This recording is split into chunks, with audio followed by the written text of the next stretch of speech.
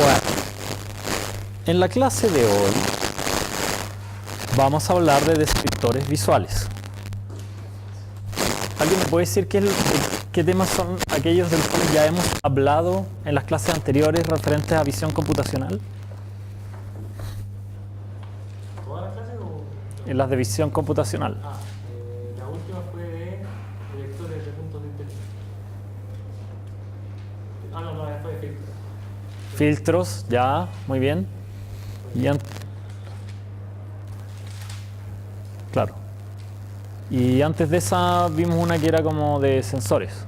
Y ahí hablamos un poco del proceso de formación de una imagen. Cuando hablamos de eso dijimos que esas son como etapas previas para el proceso de detección del cual vamos a hablar en la próxima clase.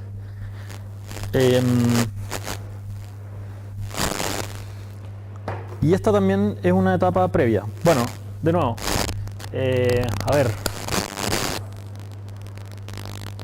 Miguel, ¿tú ya has visto este video? ¿Dónde estamos ahora?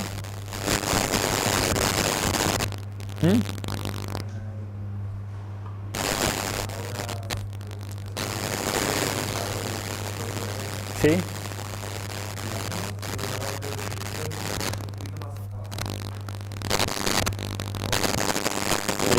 Aquí estaban los sensores. Y ahora vamos a seguir en percepción. Por ahí cerca.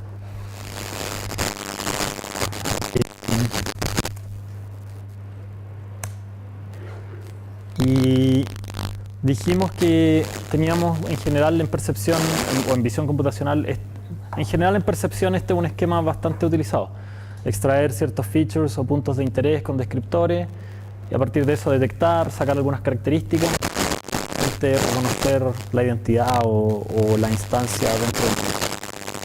En este caso, hoy nos vamos a centrar en la extracción de features.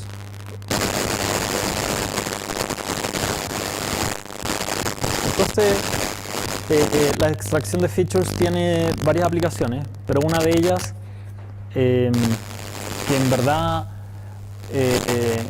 se podría decir que engloba varias de las otras de alguna manera, es poder hacer calces entre dos imágenes. ¿Ya? ¿Por qué digo que con eso también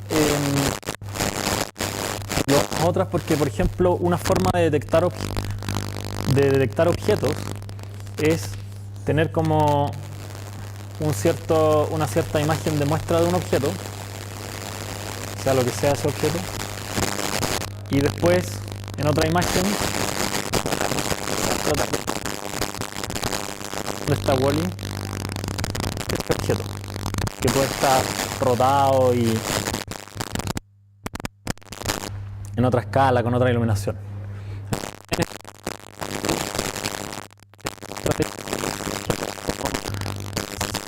Entender que esta frame se está repitiendo.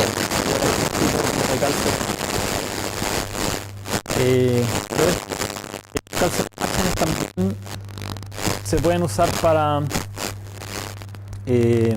poder detectar la estructura en 3 dimensiones de un objeto o de una escena, o para también construir estas imágenes panorámicas que pueden construir las cámaras digitales hoy en día, etc.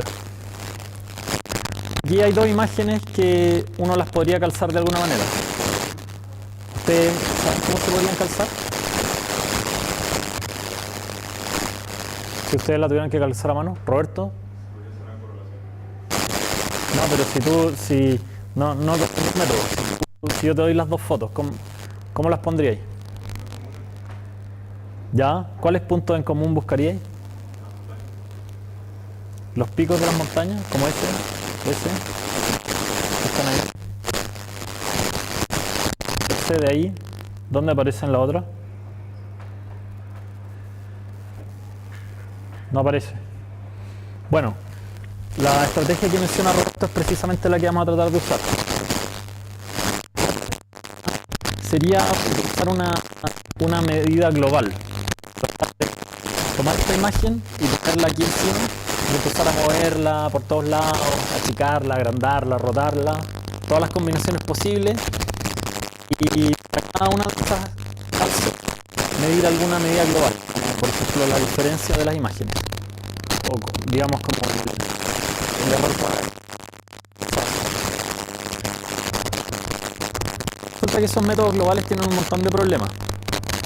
Por ejemplo, son sensibles a oclusión. O sea, por ejemplo aquí en esta imagen hay un cierto pedazo que es esta montaña que parece que en la otra no está. Y eso podría ser que, aquí no pasa exactamente, pero que un pedazo de esta imagen no se ve acá. Entonces, si eso se extrema, puede ser que el calce tenga súper mala medida. También hay iluminación, porque puede ser que una imagen esté más oscura que la otra. Aquí tampoco pareciera que pase tanto eso, al menos en apariencia. Y en ese caso, como que las diferencias globales pueden ser muy poco indicadoras de lo que está pasando, del calce. Y también al paralaje, porque los objetos que están más cercanos y más lejanos tienen distintas relaciones, se van como corriendo. Entonces eso puede hacer que no haya un calce directo donde todos los objetos calcen exactamente. Pero Roberto. Fue tu computador. Ya. No, solo me asusté. Así que es que justo toqué el computador y sonó y fue como.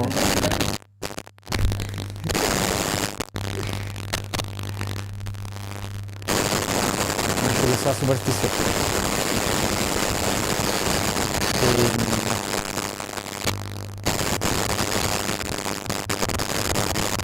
Claro, la estrategia que decía Roberto es mucho más adecuada, porque es como lo haríamos nosotros. Cosas que sean instintivas, que sabemos que, como así como la pieza de un puzzle, que sabemos que si vemos por ejemplo ese, sí o sí tiene que calzar con ese por varios motivos. Es como una esquina, eso también, ¿cierto? Difícil que otra cosa, aunque sea parecida, represente justo esos dos picos que están ahí juntos.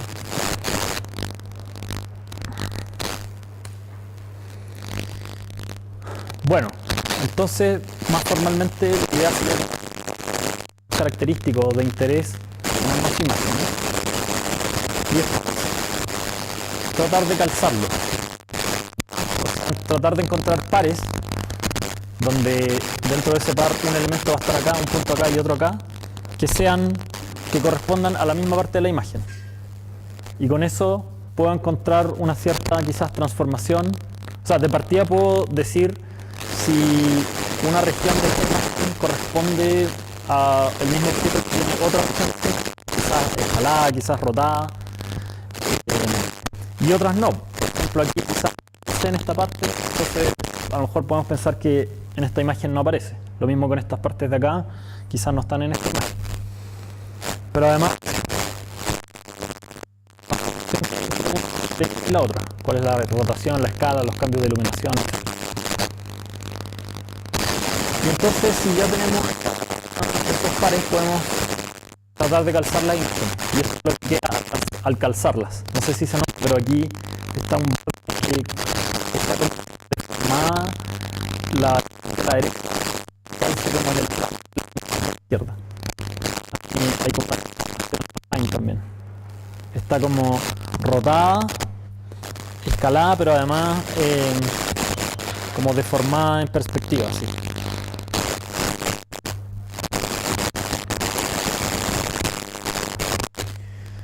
Bueno, eso que para nosotros los seres humanos es tan directo, transformarlo en computación, hay varios desafíos. El primer desafío es que nosotros queremos que en la etapa de detección de puntos de interés, queremos que cualquier imagen, independientemente de la otra imagen, encuentre más o menos los mismos puntos, o al menos hayan hartos puntos que se repitan entre una y otra. Pero ellos funcionan independientemente de la una de la otra, ¿ya? No es que yo primero detecte acá y luego usando esa información, sino que aplico a ambas independientemente un mismo método para encontrar puntos. Me gustaría que... ¿Por qué? Porque si los calces, los puntos que encuentro en uno son distintos a los puntos que encuentro en otro,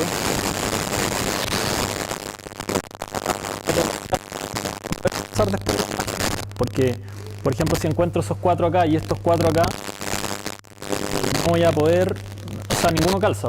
Voy a ver si ese es el mismo que esos de ahí, no va a ser nunca el mismo, entonces a lo mejor no son el mismo objeto.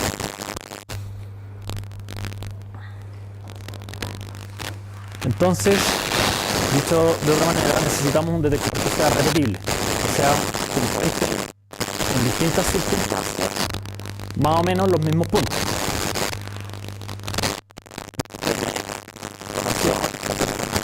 Cambio de carga. Un segundo desafío es que nosotros podríamos encontrar bien los puntos, como en este caso, ¿ya? Es decir, podríamos encontrar puntos que calcen justo uno con uno. Pero después, ¿cómo sabemos si encontramos ese punto a cuál de los otros corresponde? ¿Qué crees tú que es la respuesta a esa pregunta, Jaime?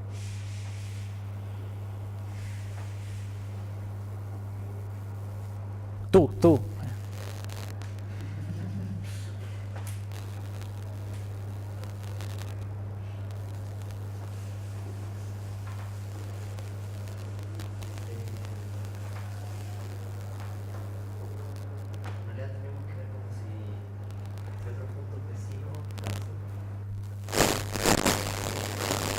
Ya.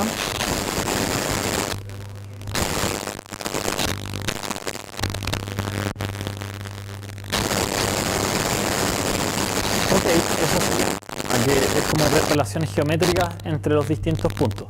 De hecho, eso que mencionas tú se usa, pero se usa más en una etapa posterior.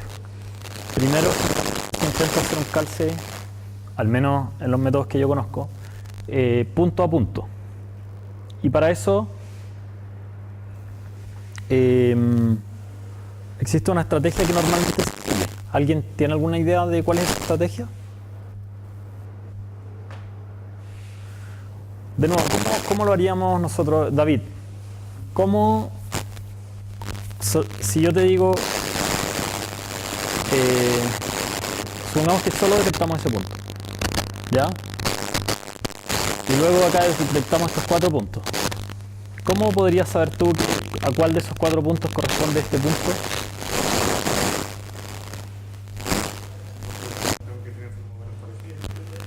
La información que tiene el punto.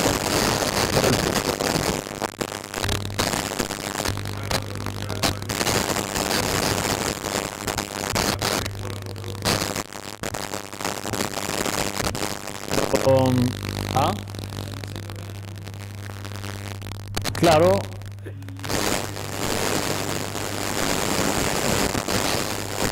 Claro, de alguna manera, bueno, una cosa importante es que justo en el punto no tengo la información suficiente para saber si es el mismo que no, porque como he visto varias veces, si la iluminación cambia, el color de ese píxel en particular no necesariamente va a corresponder con, o puede no tener nada que ver con el otro punto que calza. Entonces, lo que normalmente tratamos de hacer es mirar un poco una vecindad en torno al punto. Una vecindad cuyo ancho no tiene por qué estar bien definido. Vamos a ver que hay distintas formas de hacerlo. Y el tema es que dentro de esa vecindad vamos a tratar de encontrar una cierta información que permita saber si 2 puntos son el mismo o no. Información vamos a querer llevarla a un vector. Y ese vector lo vamos a llamar el vector o el vector de las características.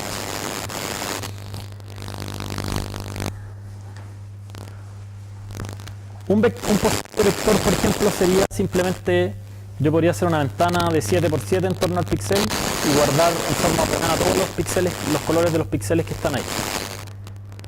me quedaría un vector grande, ¿cierto? De 49 por 3, si es que tenemos RGB, como aproximadamente 150 números. Pero después puede ser que si intento calzar ese vector grande con este otro vector de acá, no calcen igual, por el mismo problema que hablábamos de la elección y todo. Entonces ese sería un descriptor que no es muy repetible, porque si hay un pequeño cambio de iluminación, va a cambiar el descriptor y no me va a permitir hacer. En cambio, hay muchos otros descriptores, de eso se trata la clase de hoy, que pueden tener ciertas invarianzas que los hagan más. O sea que efectivamente lo que yo afecta mucho al que calcule en este otro punto, en esta otra imagen, a pesar de que esta imagen puede estar en escala, con otra iluminación, rotada y desplazada, o quizá un poco deformada. Bueno, como dijimos, este tipo de lógica la podemos usar para varias cosas.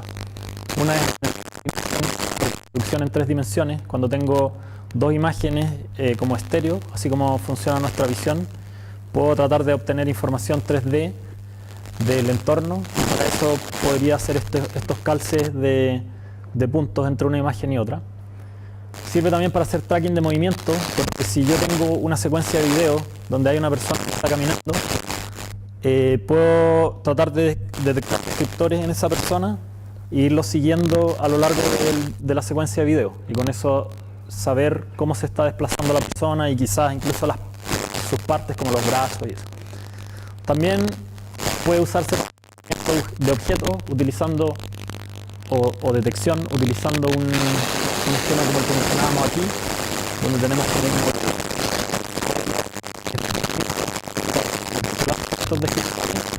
puntos de interés con sus descriptores, y después en una imagen de prueba podríamos buscar si podemos encontrar algo parecido y tratar de decir, estaba el objeto y está ahí con esa información. También se puede usar para buscar imágenes en bases de datos o bases de datos en 3 dimensiones. Y también se puede usar para navegación de robots.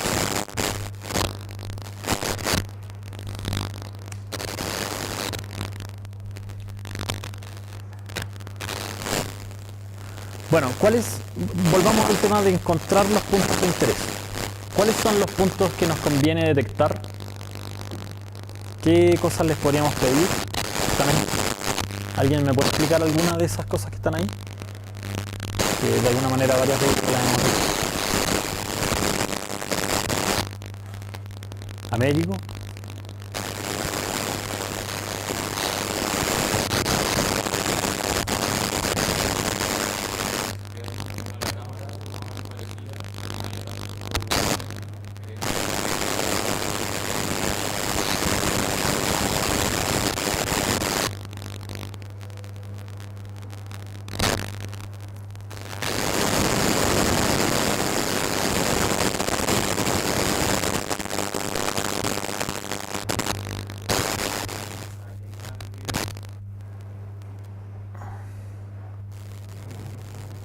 Ya, lo que quiero decir con esto es que con este diagrama de acá, si nosotros elegimos estar, por ejemplo, aquí como entre medio de 2 objetos que están a una distancia,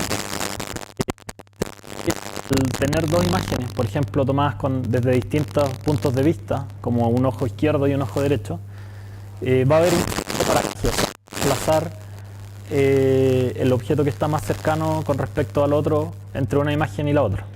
Y eso puede hacer que un cierto punto que estaba aquí, acá se desplace. Entonces, esos son malos puntos. Queremos puntos que tengan una cierta constancia de brillo. Otra cosa importante es que tengan suficiente variación de textura, o sea, puntos demasiado planos no nos van a dar mucha información. Por ejemplo, aquí un punto en el cielo como súper plano. Después es súper difícil decir si era ese o es ese o ese o ese o cualquiera de estos puntos en el cielo. ¿Ya? Necesitamos una cierta variación de textura para darle una cierta... para que el punto sea lo suficientemente como que la vecindad tenga una cierta información como que permita diferenciarlo de otros. Pero tampoco queremos que tenga demasiada variación de textura.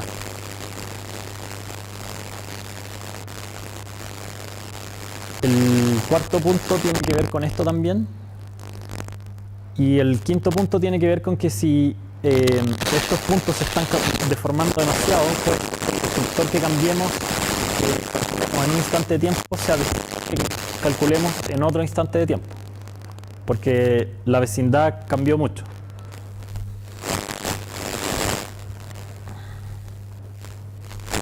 Entonces, por ejemplo, aquí tenemos que lo que decíamos antes sea un mal punto, ese sería un buen punto.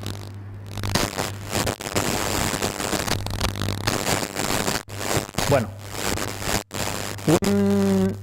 un detector de puntos de interés súper utilizado y súper útil es el detector de esquinas de Harris. ¿Quiénes han oído hablar de él? Ustedes dos que hicieron el curso de imágenes el semestre pasado. ¿Tú hiciste el curso de imágenes el curso? Con Jorge Saavedra. Ya. Y ahí hablaron de Harris.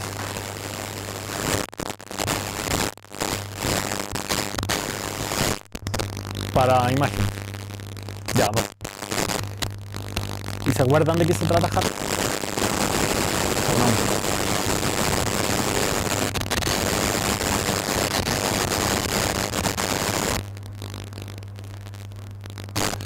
Sí. No. En verdad bien simple.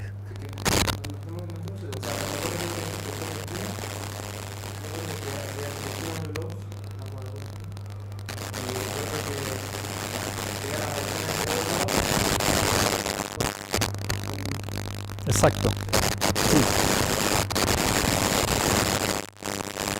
Bueno, como acaba de decir su compañero, la idea básica detrás de todo esto es que nosotros, en primer lugar, queremos que el detector se pueda calcular bien utilizando una vecindad pequeña.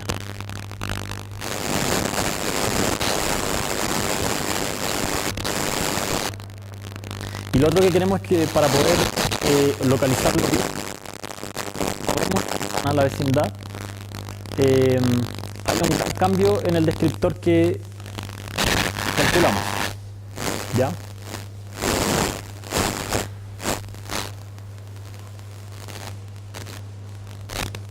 Entonces, por ejemplo, si estamos ahí aquí, bueno, lo que queremos decir con este dibujo es que hay un cierto objeto que tiene esta forma como una esquina aquí y esto es otro color. No sé aquí, pero es la idea. Y ahí tenemos estas partes y si la movemos durante todo ese, o sea, en cualquier parte del fondo lo que vamos a ver es más o menos lo mismo. Eso no nos sirve, por lo que hablábamos del cielo. Después,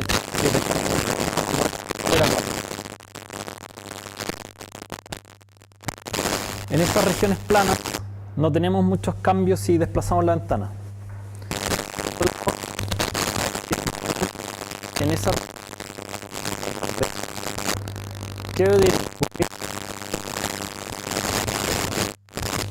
que cambian en una sola dirección, la dirección perpendicular al borde, pero si nos movemos a lo largo del borde no vamos a ver mayores cambios. En cambio en la esquina, si nosotros nos movemos en cualquier dirección, vamos a ver cambios grandes. Por eso las esquinas son buenos lugares para poner puntos de interés. Por eso Roberto se fijó en las cimas de las montañas, porque son como esquinas. ¿Te parece a la cima de una montaña? ¿No? Una montaña cuando uno se está cayendo por el lado.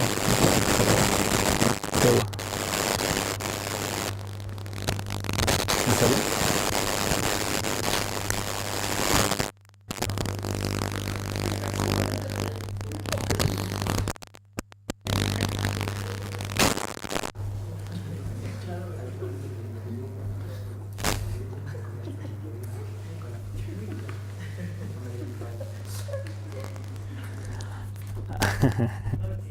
Voy a ver si mi computador se puede hacer que se vea mejor.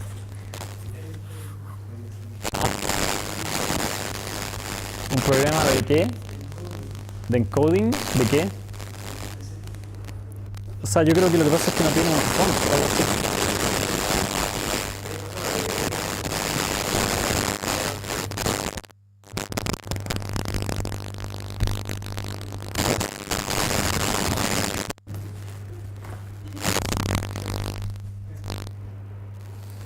Bueno,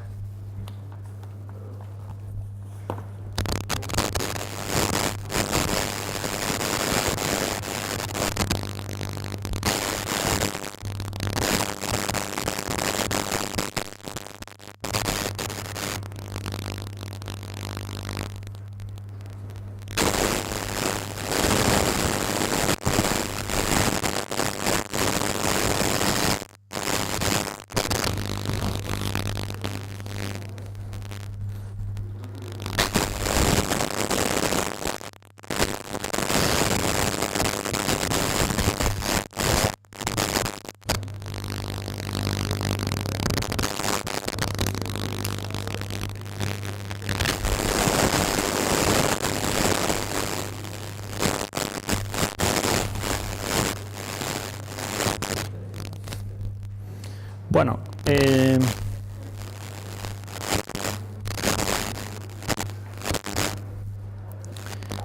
lo que vamos a ir viendo ahora, cuando la tecnología me lo permita, es que, tal como decían sus compañeros, una forma de poder detectar esas,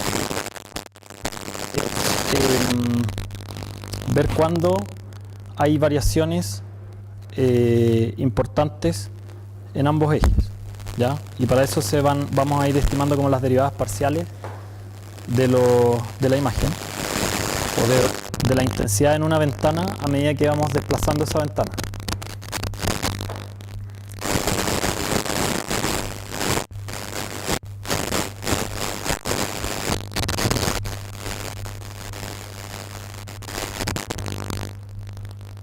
¿Volvió?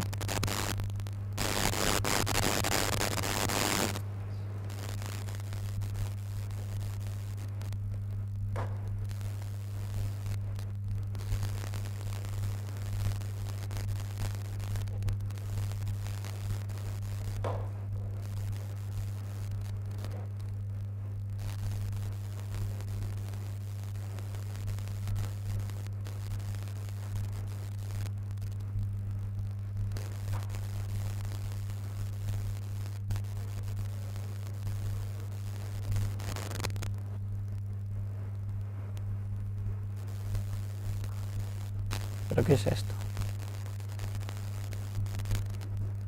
Ya.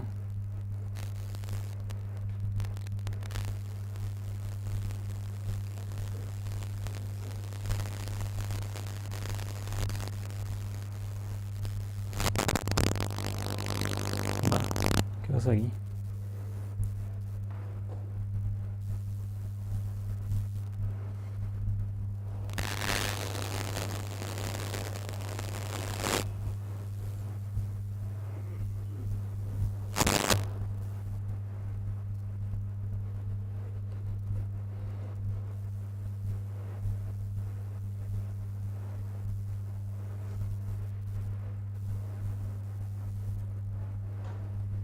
Bueno, supongamos que...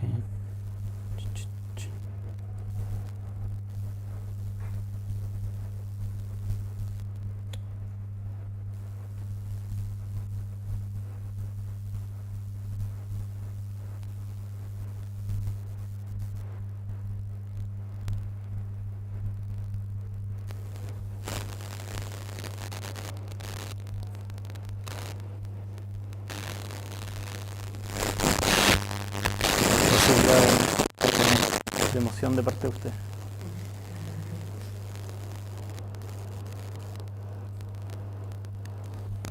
Ya. Bueno, lo que estaba diciendo recién es que nosotros tomamos la imagen, tomamos una cierta...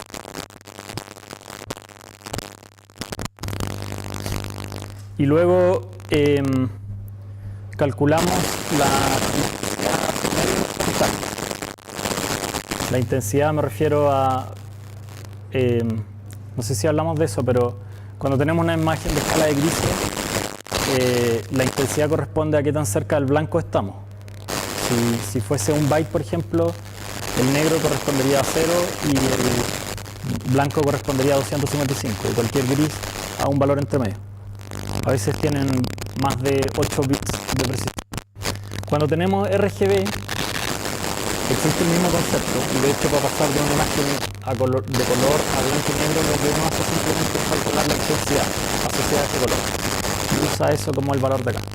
La intensidad en el caso del RGB es R cuadrado más G cuadrado más B cuadrado. A la raíz de eso, ¿vale? ¿Sí? Ya. Entonces, lo que nosotros queremos saber es cómo varía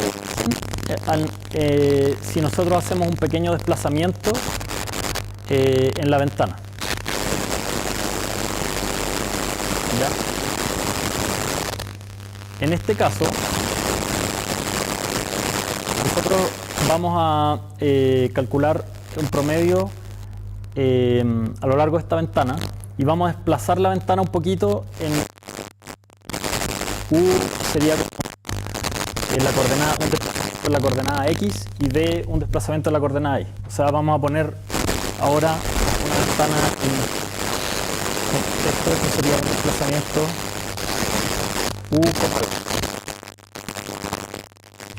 ¿cuánto cambió la intensidad dado que hicimos ese desplazamiento? Un poco siguiendo la idea anterior, lo que queremos es comprobar que si nosotros nos desplazamos en X o en Y o en cualquier dirección, haya un cambio grande en la intensidad promedio. ¿Ya? Y eso quiere decir que vamos a estar en una esquina.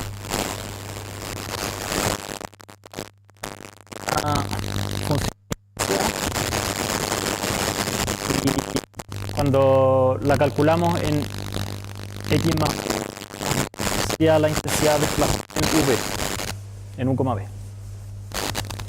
Y ese W es una función de ventana que simplemente es binaria. Va a valer en toda la imagen, salvo, y va a valer 1 dentro de la ventana. Es solamente para asegurarnos que estamos promediando solo dentro de la ventana. Una forma de escribirlo formalmente, pero es lo mismo que solo dentro de la ventana. Ahora, esa función de ventana a veces puede no ser binaria. Ahí vamos a ver algunos casos en que ahí tiene también como un suavizado. Bueno, yo estaba hablando de esto, y también puede existir una gaussiana, por ejemplo, que hace que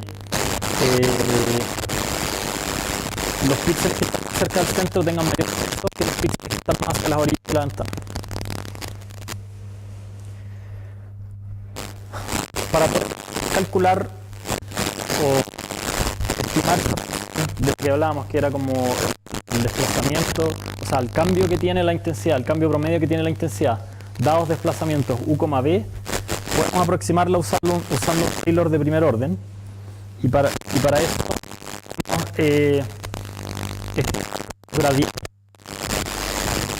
de la intensidad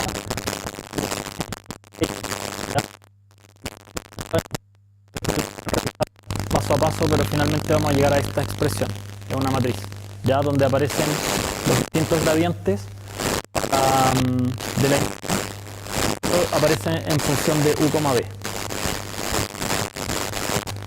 A propósito, las clases las estoy subiendo en el curso, no sé si lo han visto. Las últimas no las he subido. Y habilité la página del curso. ¿Lo vieron eso? Si alguien tiene problemas para entrar, me tienen que avisar. Y ahí puse un libro que voy a poner en la bibliografía. Debería estar como en material del curso o algo así. Y voy a poner otro libro. Ese libro es súper útil para todo el curso. Pero visión computacional. Y también están los proyectos. Los proyectos tienen cupos algunos. Así que si tienen muchos tienen que mandarme un mail de confirmación.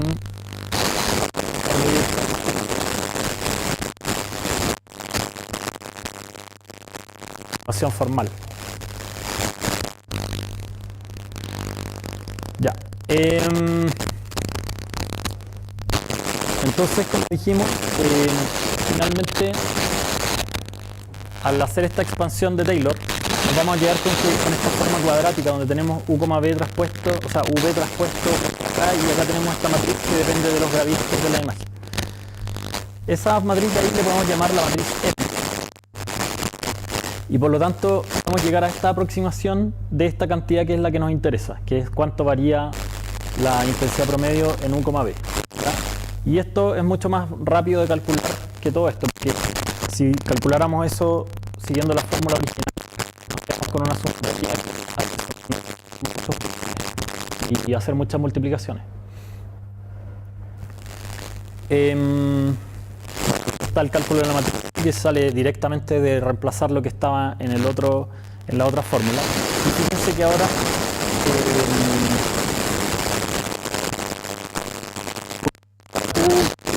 la sumatoria, y por lo tanto nos quedamos con esta expresión mucho más compacta. Por eso todo lo anterior,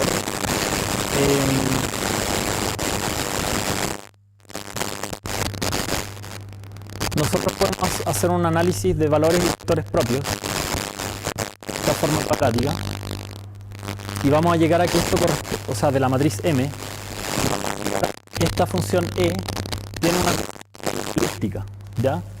¿Qué ocurre en las gaussianas? O en cualquier forma cuadrática, donde los rayos de la elipse, los rayos principales, van a estar linealmente relacionados con los valores propios de esta matriz. Y las direcciones de estos radios van a estar directamente relacionados con los vectores propios de esta matriz. ¿Ya? Por lo tanto, esos valores y vectores propios nos van a dar mucha información respecto a las direcciones e intensidades de los cambios de las ventanas para este píxel en las distintas direcciones. En particular, este valor propio, el más pequeño, va a corresponder, que nos da un radio más pequeño, va a corresponder a la dirección en la cual la intensidad cambia más rápido. O sea, yo necesito moverme menos para producir el mismo cambio de intensidad en el promedio en una ventana. Y el semirradio más grande va a corresponder a las direcciones de cambio más lento. Es decir, aquí necesito moverme más para poder provocar el mismo cambio de intensidad. En particular, por ejemplo, si estamos en un borde donde la intensidad cambia muy rápido en la dirección del borde y cambia muy lento en la otra, probablemente esto va a quedar como muy extendido, ¿ya? Y la dirección del borde va a ser la dirección en la cual se extiende esta elipse y la otra va a ser la dirección perpendicular al borde. ¿Sí?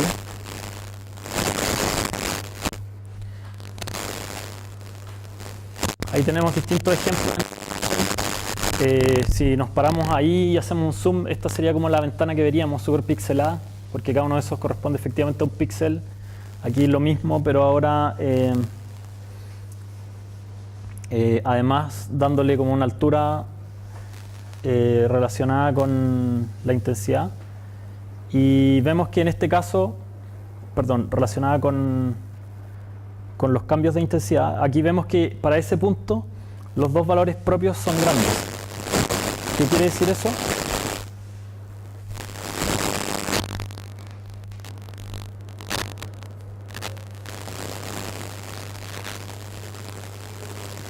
¿Ah?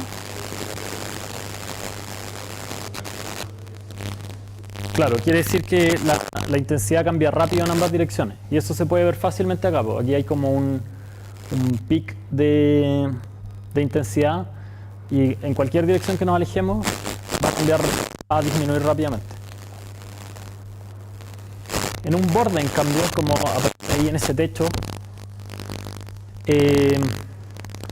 vamos a ver que cierto valor propio que es grande y otro que es pequeño.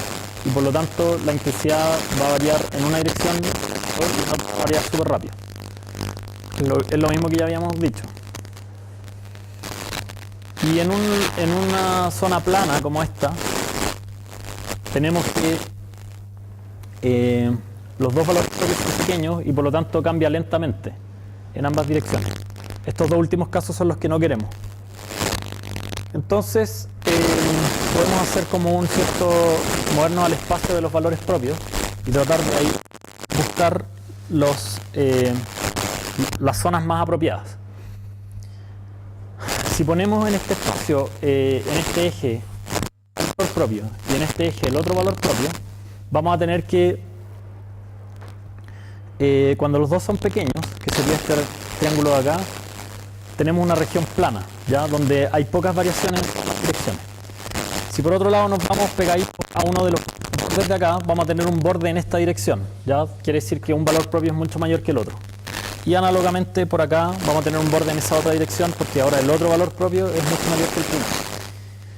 Y toda esta región azul es la que nos va a interesar, que son las que llamamos esquinas, donde los dos valores propios son grandes, pero además son aproximadamente similares.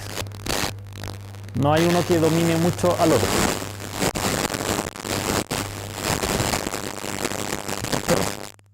Una forma rápida de poder determinar que estamos dentro de esa región es la siguiente. Podemos aprovechar estas identidades de acá,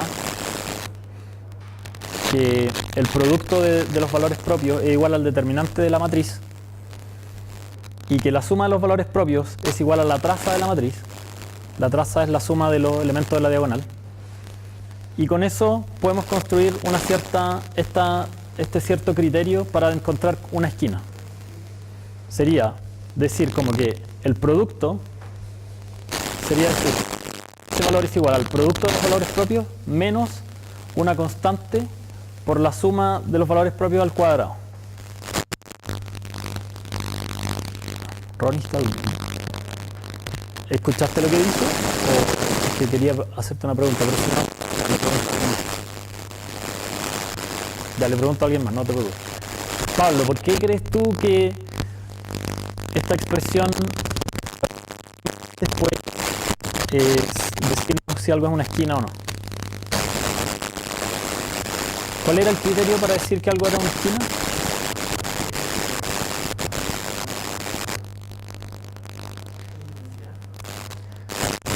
Con respecto a los valores propios. Bueno, el criterio, ¿alguien se acuerda? Los valores propios tienen que ser grandes, ¿ya? ¿Y qué más?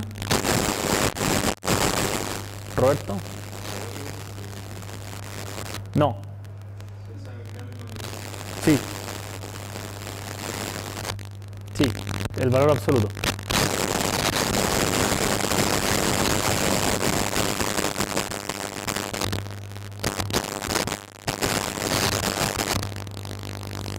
En verdad aquí estamos tomando el valor de los valores propios.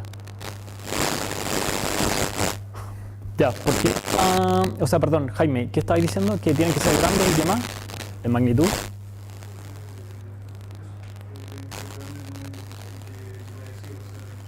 Que no haya uno que domine mucho al otro. Claro. Claro, ¿y por qué esta expresión? ¿Qué pasaría si estamos en una región plana? Pasaría que los dos valores propios son pequeños, ¿cierto? Entonces, ¿qué pasaría con esta expresión?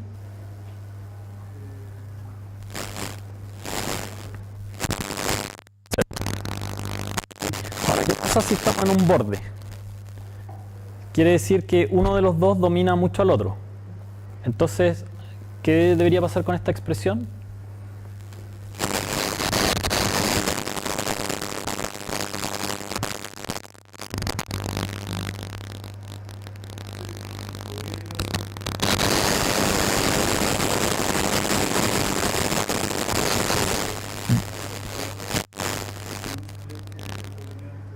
Claro, porque al uno de los dos ser mucho mayor que el otro, la suma al cuadrado va a empezar a dominar ese que es mayor, ¿cierto? Y esto se va a aproximar como, supongamos, lambda 2 al cuadrado.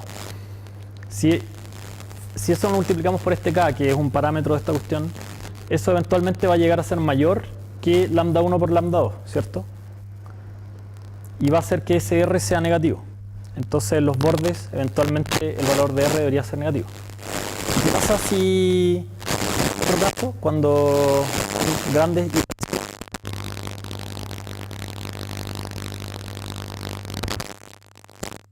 y iguales y grandes? Entonces aquí vamos a tener algo así como lambda 1 cuadrado, y acá vamos a tener menos k, que es menor que 1, por algo más o menos del orden de 4 lambda 1 cuadrado, ¿cierto? Sí. Entonces, en ese caso, este término va a dominar y por lo tanto r va a quedar positivo. Entonces, en ese caso, r se va a considerar una medida de qué es lo que ocurre en este diagrama. Efectivamente vemos que para r es positivo estamos en esta región, para r es negativo quiere decir que estamos en un borde, y si el r es muy pequeño, cercano a 0. Es decir, que estamos en una región plana. ¿Por qué hacemos todo esta parafernalia algebraica? Porque queremos encontrar una forma eficiente de determinar rápidamente si estamos en una esquina, en un borde. Calculamos m, calcular el determinante de m y la traza de m es mucho más rápido que hacer la descomposición por valores propios. Entonces, podemos los valores propios un poco para justificar todo este razonamiento, pero finalmente nos quedamos con esta fórmula. Y esta fórmula la podemos calcular directamente a partir de m. La traza es trivial, es solamente sumar los elementos de la diagonal, y el determinante no es tan caro como descomponer en valores y vectores propios.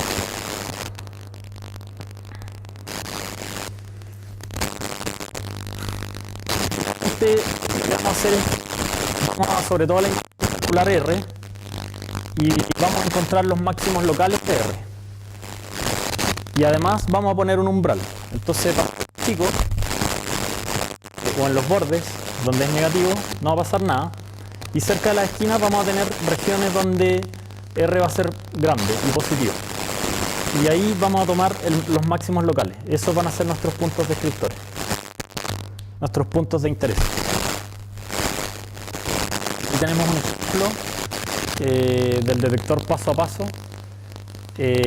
Primero calculamos la respuesta de esquina. Aquí los colores azules son más bajos y los colores rojos son más altos. Luego ponemos un umbral, nos quedamos solo con eso. Esa era la anterior. Luego encontramos los máximos locales. Esto no se va a ver mucho. Pero ahí hay algunos puntitos más, mucho más. ¿Se ve o se ve igual? ¿Ah? No, pero no importa. No importa. Después lo pueden ver en la... Ah, no. ¿Qué?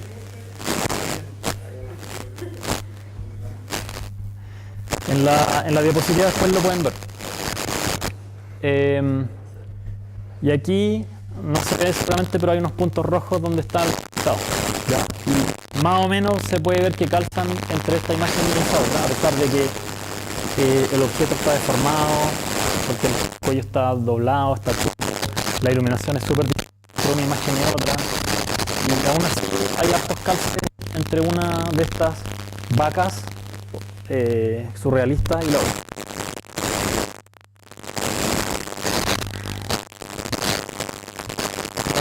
tenemos esa matriz M, que se calcula a su vez a partir de los gradientes.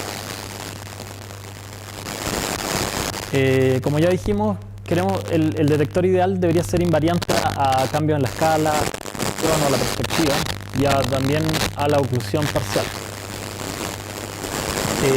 El detector Harris, ¿es invariante en la rotación? Américo dice que sí. ¿Quién lo acompaña? ¿Quién está con Américo?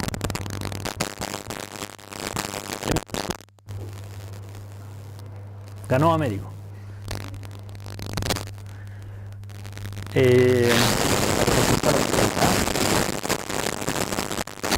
Tengo que leer y entender esto para saber la respuesta. Sí. Bien, Américo. La respuesta de esquina R es invariante a la rotación de la imagen.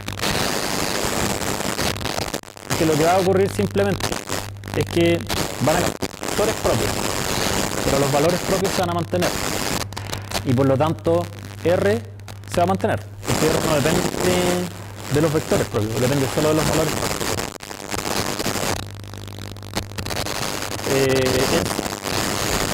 ¿Será invariante a cambios en la intensidad de la imagen? Supongo que sacamos una foto de un objeto, después una foto del mismo objeto, pero con...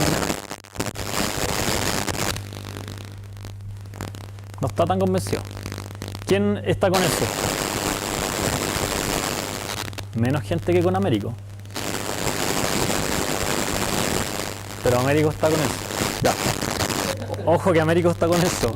¿Alguien quiere reconsiderar su voto?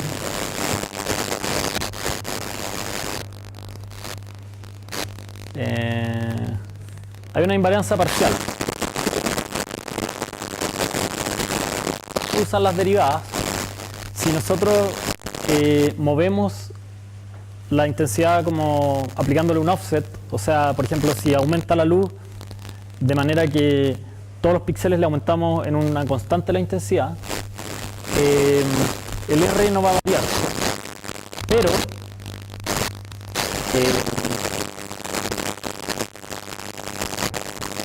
¿está bien lo que dije? Sí, está bien lo que dije. En este caso tenemos cambios en los cuales la intensidad se multiplica por una constante. Ahí sí podría haber cambios.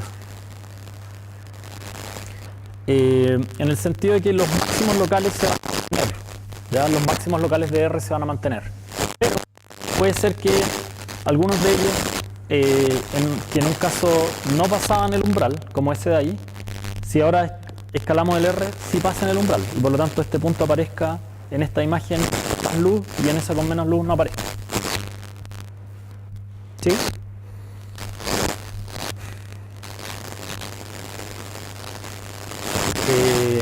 ¿Quién no ha participado? ¿No tienes ganas? Ya. Al agua. Sebastián, Sebastián, ¿será en los escalamientos de la imagen? No. ¿Quién está con Sebastián?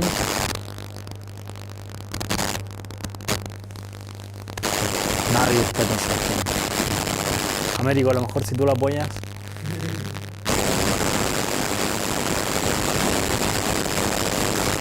¿Quién cree que sí?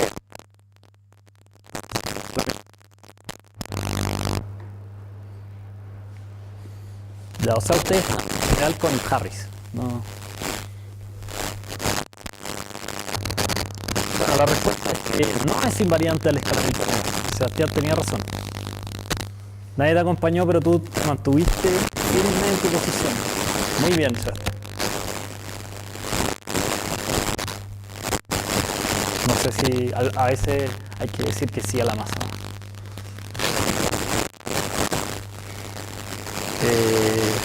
Bueno, y la razón es muy simple. Algo que en una cierta escala se puede ver como una esquina, en una escala mucho mayor,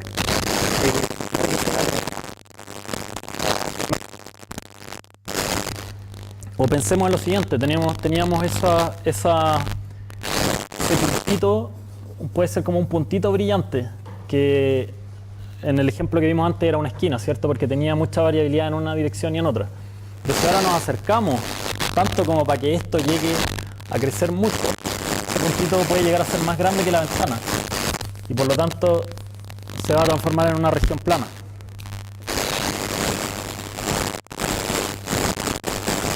No son invariantes al escalamiento de la imagen. O sea, el detector Harris. En ese caso, como decíamos, todos van a ser clasificados como bordes.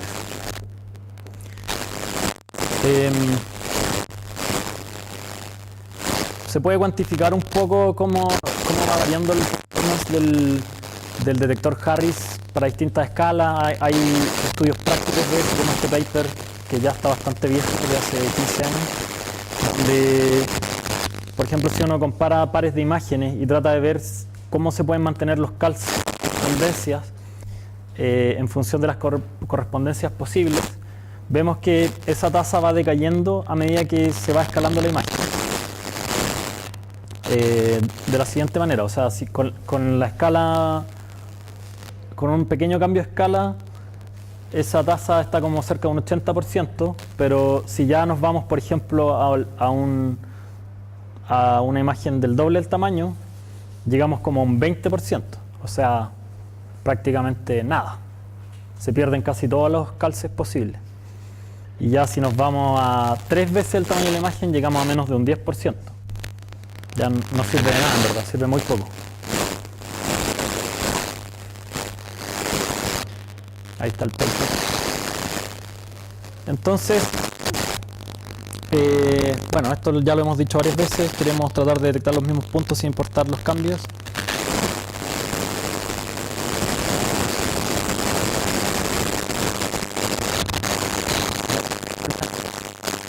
A las 4 en punto. Ya,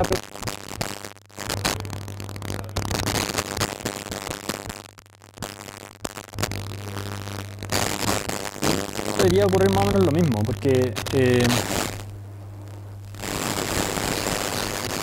el problema aquí no es que desaparezcan los puntos, en ambos casos están los mismos puntos. Lo que pasa es que las escalas hacen que, el cambio de escala hace que un punto que antes era esquina deje de ser esquina, o viceversa. No sé si eso responde a la pregunta, más o menos.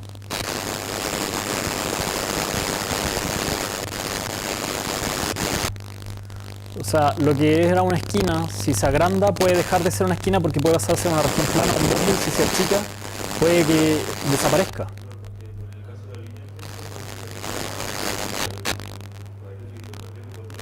Claro. Seguir siendo borde, pero a nosotros lo que nos interesa son las esquinas, no los bordes. No, pues. Si lo achicas, si lo agranda a la ventana. Lo que yo creo que puede llegar a pasar es que desaparezca la esquina. Sea demasiado chico y ya ni siquiera se detecta. Bueno, a veces se sigue detectando. O sea, hay un porcentaje que se mantiene, pero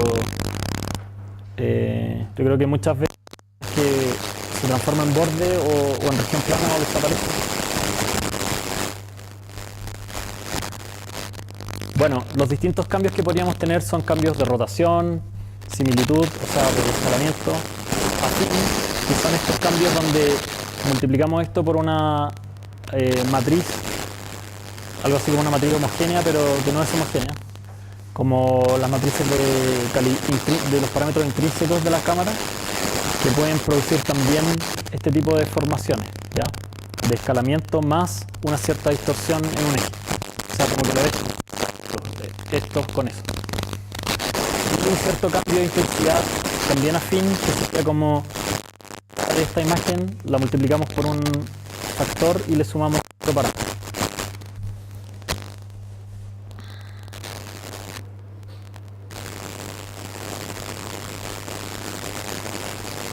Bueno, en como análisis se puede ver que el detector de Harris sí es bastante invariante de rotación en la práctica, tal como esperábamos, por lo que habíamos dicho teóricamente.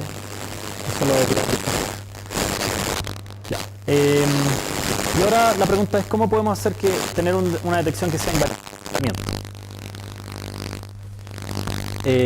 Como ya dijimos, si nosotros tenemos círculos del mismo tamaño, pero cambiamos la escala, lo que vamos a ver dentro, o ventanas, dentro de estas ventanas va a ser muy... puede haber una esquina y allá no. ¿Cómo podemos lidiar con eso? ¿A alguien se le ocurre alguna idea? ¿Ah?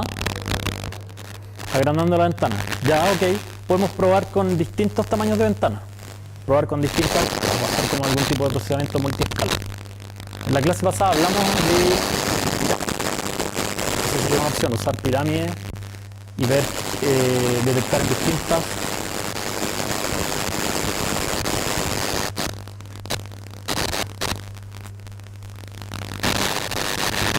Si probamos distintos tamaños de ventana, eventualmente vamos a llegar a un cierto tamaño en el cual el cambio de escala de la ventana es equivalente al cambio de escala de la imagen. Y entonces lo que vamos a ver dentro de la ventana va a ser lo mismo que veíamos acá con la ventana original.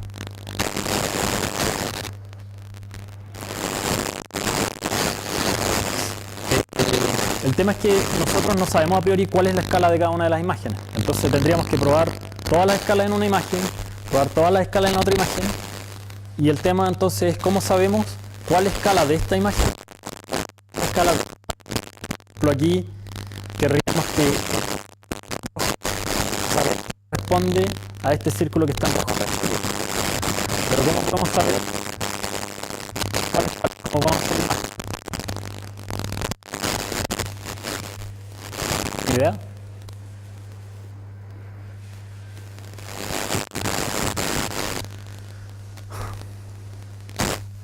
Bueno, una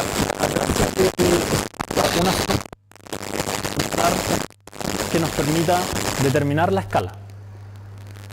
Y para eso podemos utilizar alguna función que sea como invariante de escalamiento.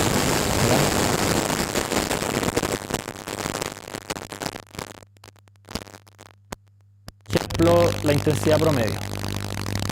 Igual esa es una mala función para si quisiéramos hacer un matching directo, pero para ilustrar el ejemplo de cómo podríamos encontrar una función que sea independiente de la escala, ese es un buen ejemplo.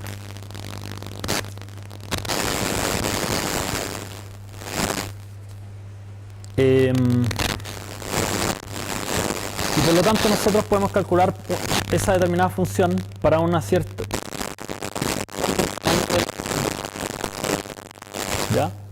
Y la gracia es encontrar una función que al cambiar la escala de la imagen, esa función se mantenga. Que corresponde al mismo escalamiento. Como podemos ver ahí, si cambiamos la escala de la imagen, la función, los valores de la función se mantienen, solo que se mantienen para distintas escalas. Y la gracia sería tratar de encontrar máximos locales de estas funciones, sea cual sea, vamos al tiro a ver alguna que nos sirva, y tratar de ver que... Entonces, si yo puedo encontrar esto, el máximo local aquí y el máximo local acá de esa función, puedo decir, ya, si para este píxel en particular, el máximo local de la función está aquí, en esta imagen, y aquí está en esta imagen, entonces quiere decir que esta es la escala que calza con esa escala de ahí. Y así sé cuál es la transformación de escala entre ambas imágenes, de hecho sé para cada una cuál es la mejor ventana. Pero a nosotros nos gustaría, obviamente, realmente si hacemos este procedimiento, las escalas que encontremos, eso impone cierto tipo de funciones que podemos utilizar. Realmente tienen que ser tales que los máximos locales ocurran a las mismas escalas. Y obviamente estas funciones se calculan en cada imagen independientemente, igual que lo que decíamos antes de encontrar los puntos de interés. Entonces la función que necesitamos debería tener una forma de este estilo, ¿ya? Con un pic claro y más o menos afilado. No como un gran máximo muy disperso, porque no nos va a permitir discernir bien la escala para ese píxel en particular en esta imagen, ni tener muchos máximos parecidos, porque aquí tampoco vamos a poder discernir esto. Puede ser que entre una imagen y otra aparezcan los mismos, pero cobren más importancia uno que otro, entonces ahí no vamos a saber cuál era el más importante.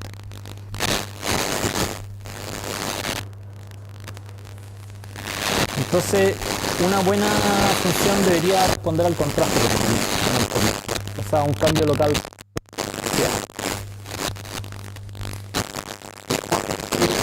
Una posibilidad es utilizar un filtro, por ejemplo el filtro laplaciano. Ya hablamos de ese en la clase pasada, ¿cierto? Que es el que tiene esta forma, el azul, y se puede aproximar muy bien por una diferencia de gaussianas de distinta varianza, que sería esa roja. Ahí están las fórmulas de los dos. Uno es como la derivada de segundo orden y el otro es la diferencia entre que tienen distinta varianza. Todos de esos kernels, de esos filtros, son invariantes hasta la de rotación. La escala, me voy a quedar exactamente con lo mismo. Isotrópico. Eso quiere decir que en cualquier dirección que me mueva del centro va a ser la misma.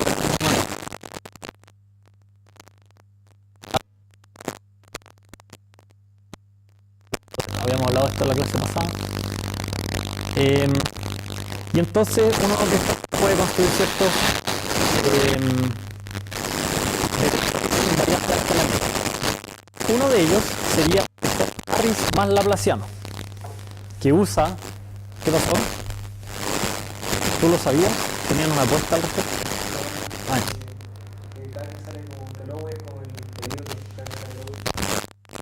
De los 90. Ya está medio...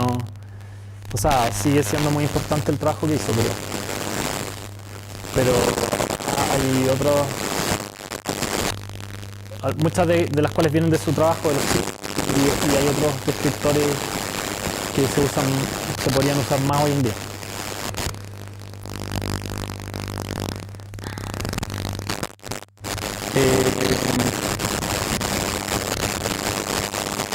Bueno, uno de ellos es usar laplaciano.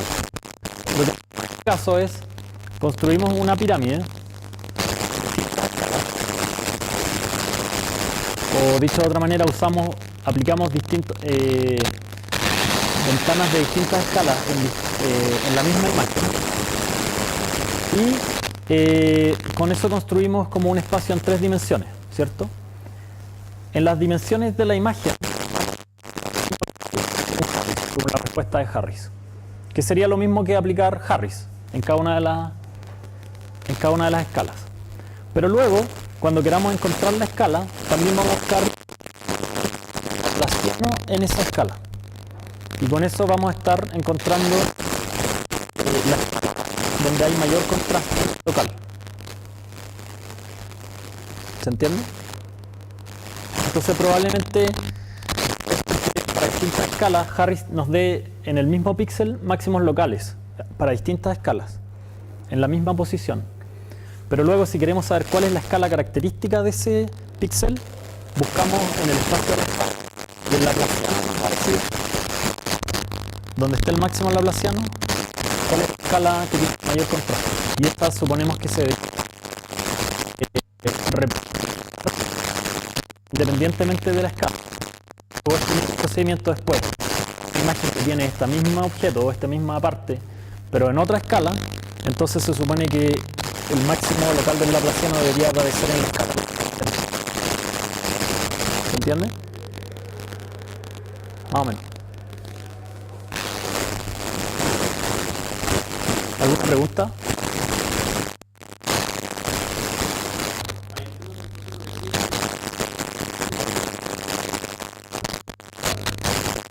calculas en cada... aquí tienes como una imagen en 3 dimensiones, ¿cierto? Donde cada torso es la misma imagen, pero estáis aplicando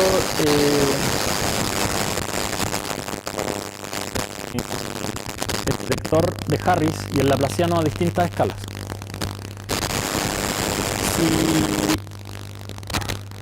para encontrar, o sea, lo que vas a querer encontrar aquí son puntos de interés, pero además con la escala correspondiente. Entonces calculas todos los puntos de interés que hay en todas las escalas y luego para los puntos que detectaste buscas los máximos locales en la escala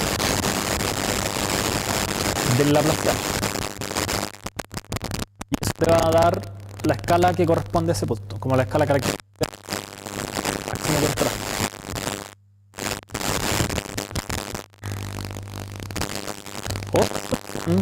Es la que produjo Low, o no sé cómo se llama su apellido en verdad en inglés, que son los famosos SIFT. Y si tenemos, vamos a hablar de ellos, que son los Scale Invariant. Y para encontrar puntos de interés busca máximos de la diferencia gaussiana en el espacio de la imagen como en el espacio de la escala. Eso es para encontrar los puntos de interés. De lo que todavía no hemos hablado es de la segunda pregunta que hicimos al comienzo. Agustín, ¿tú te recuerdas cuáles eran las 2 preguntas que hicimos al comienzo? Como los 2 grandes desafíos que teníamos como para poder encontrar matching entre las 2 imágenes. ¿Quién no ha participado? Romina. El comienzo de la clase. Estábamos todos tan felices.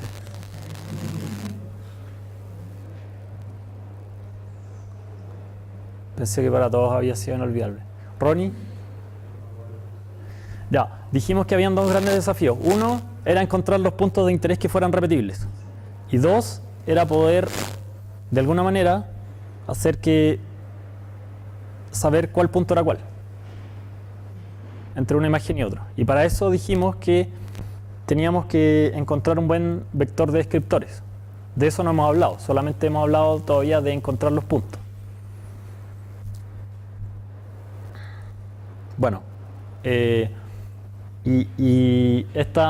hasta acá todavía estamos encontrando los puntos y las escalas.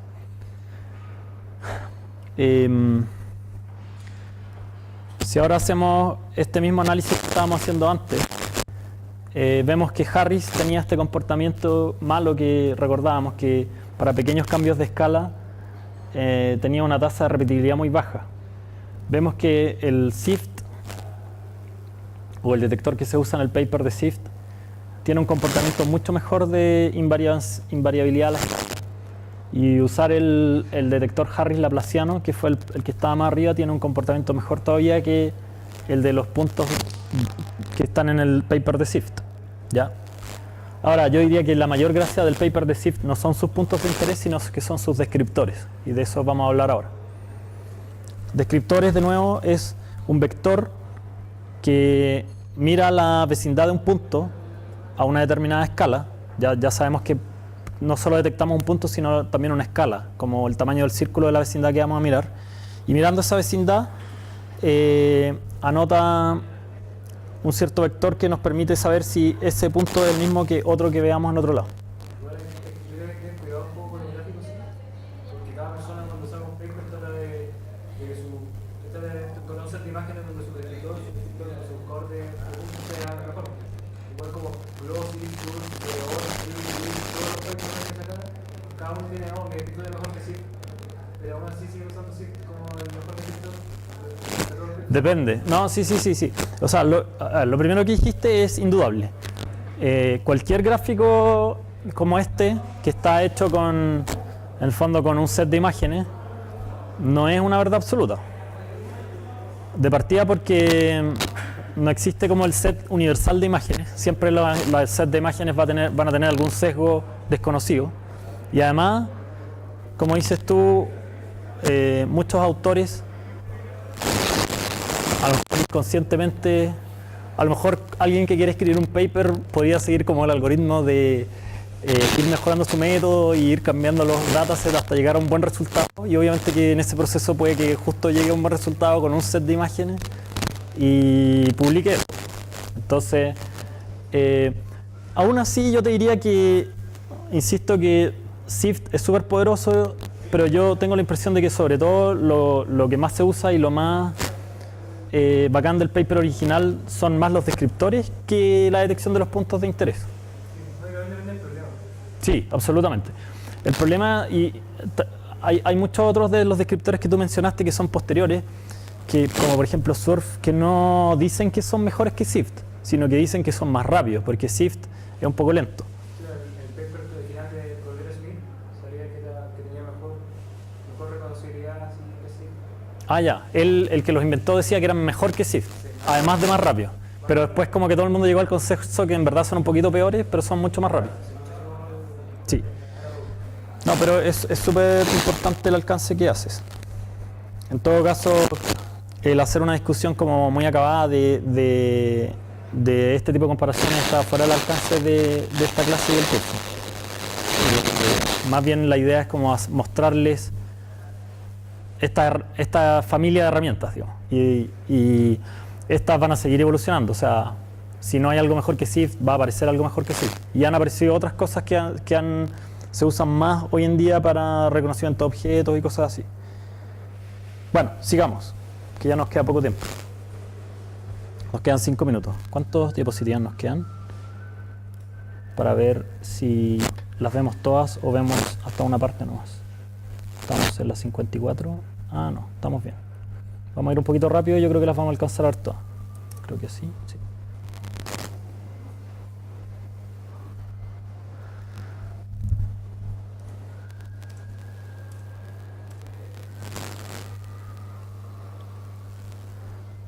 Bueno, dijimos que si tenemos dos imágenes de la misma escena con una diferencia notoria de escala entre ellas, podemos encontrar los mismos puntos y además encontrar máximos en escala y en espacio para evaluando en distintas escalas. Ese es como el procedimiento que usamos y ahí hay algunos papers que ustedes pueden mirar. ¿Ya? Y ahora pasamos a la segunda pregunta. ¿Cómo calzamos los puntos? Y dijimos que la solución era a cada punto de esto asociarle un vector que se calcule en base a su vecindad. Esa vecindad del tamaño debería estar en relación a la escala que detectamos del punto.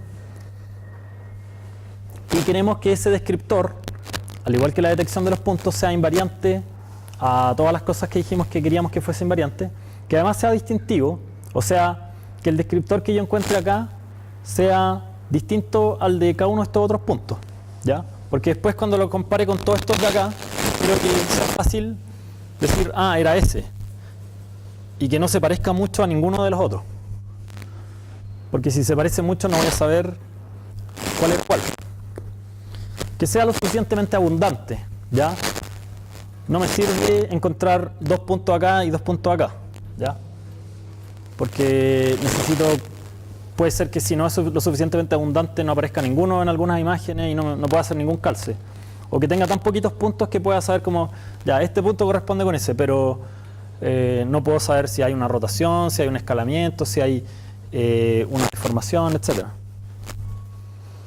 Y que sea lo suficientemente eficiente, lo que hablábamos antes. Tampoco me sirve algo que se demore 5 minutos por imagen, o depende de la aplicación, pero por ejemplo en robótica, si tenemos un robot que está corriendo esto en línea, y el robot está reconociendo la puerta, no quiero que el robot esté 5 minutos parado aquí antes de darse cuenta que hay o no hay una puerta. O si está reconociendo un objeto, lo mismo, o a una persona.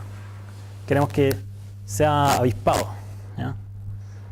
Y para eso cualquier método que utilicemos tiene que ser eficiente.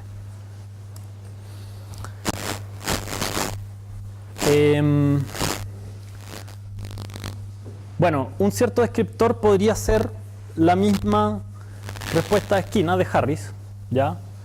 Pero en verdad ese descriptor pareciera no ser muy descriptivo, ¿cierto? Porque es un número nomás.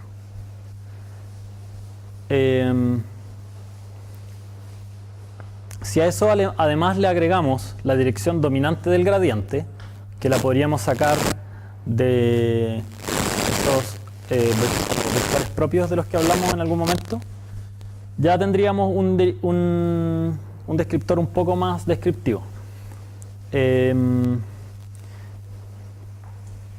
Y otra cosa que podríamos hacer es, si tomamos la dirección dominante del gradiente, podríamos calcular todos los gradientes que hay en esta vecindad y dejarlos relativos a esa dirección, ¿ya? De manera que, por ejemplo, si yo tengo aquí un punto y ese es el gradiente, y luego tengo el mismo punto acá, y yo saco una vecindad, que supongamos que está a la escala correcta, si yo tengo estos gradientes de aquí, y tengo estos otros gradientes de acá, las informaciones sean coherentes, ¿ya? Porque van a quedar relativos a ese gradiente principal. ¿Se entiende? Por lo tanto, una rotación de la ventana no me va a producir que todos los gradientes se me descuadren, se me roten entre sí.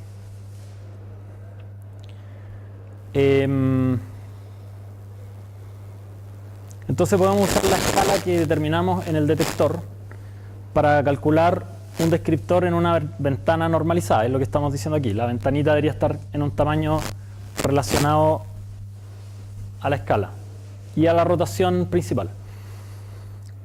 Entonces un ejemplo, por ejemplo, podría ser las derivadas adaptadas a la escala.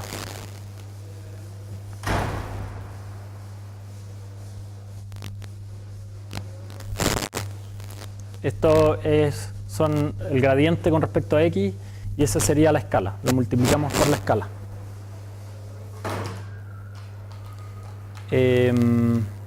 Ya no voy a hablar de este gráfico porque si no después me critican. Ah, broma, porque no tenemos tiempo.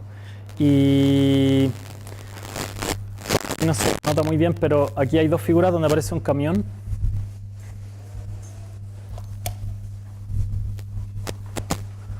Y se puede ver cómo este detector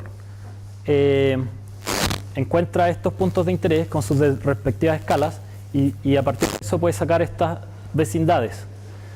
Y en base a eso, a esas vecindades puede calcular descriptores que es capaz de encontrar. Y estos son los calces que encontró entre esa imagen y esta. ¿Ya? La idea de estas regiones SIFT es que usamos esa región para calcular un descriptor. Y vamos a terminar la clase, ya son las 4, les pido un par de minutos para decir que el descriptor SIFT lo que hace es que crea un histograma de las direcciones de los gradientes en ciertas localidades, calculado en esa escala, y luego hace un histograma de esas direcciones de los gradientes, que sería este, y luego busca el máximo de este histograma, que sería la dirección en la cual hay más puntos que están apuntando el gradiente hacia allá, y usa esa como la dirección principal del gradiente. Y luego deja todas las direcciones rotadas con respecto a eso, para que sea invariante la rotación.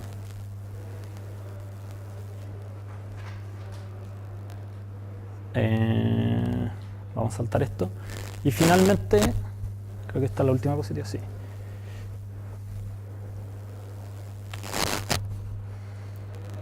Finalmente, entonces, como una explicación rápida, lo que hace es, si ya tiene la orientación principal, va a dividir, perdón, para la ventana divide, por ejemplo, en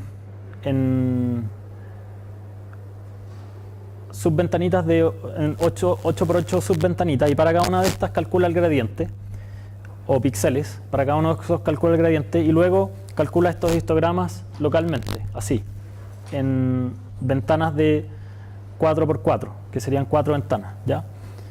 Y para cada una de estas calcula la dirección principal, y con esto tenemos un vector que sería como el tamaño de cada uno de esos gradientes, ¿ya? O sea, este vector descriptor tendría 32 números, que serían, para cada uno de estas 4 ventanas, qué tantos gradientes tenemos en esa dirección. ¿Ya? Eso significa que nosotros vamos a saber, por ejemplo, que aquí hay muchos gradientes que van hacia allá y muchos que van en esta dirección, y muy pocos, por ejemplo, que van en esa dirección. ¿Ya? Y con eso se puede describir súper bien y diferenciar ventanas como de este estilo. ¿Ya? Que si se fijan aquí, si dividimos cada una de estas en 4, hay ciertos patrones de gradientes que se repiten en cada uno de esos 4 que son distintos a los de las otras. Esa es la idea general. Y con eso terminamos la clase de hoy. En todo caso, lo último que quiero decir es que hay muchos tipos distintos de descriptores. SIFT es uno de los descriptores más famosos y más usados que hay. Y lo menciono como un ejemplo. Como este no es un curso de visión computacional, no vamos a profundizar más que esto en el tema, pero espero que con esto tengan la suficiente comprensión como del concepto de descriptores, como para después ustedes utilizar otros descriptores que están disponibles en las librerías, como por ejemplo OpenCV, para resolver problemas determinados que ustedes tengan en el ámbito de visión computacional aplicada a la robótica, que de hecho la mini tarea 3 y la tarea 1 son en esa línea. Ya, gracias por los minutos, que tengan un buen día.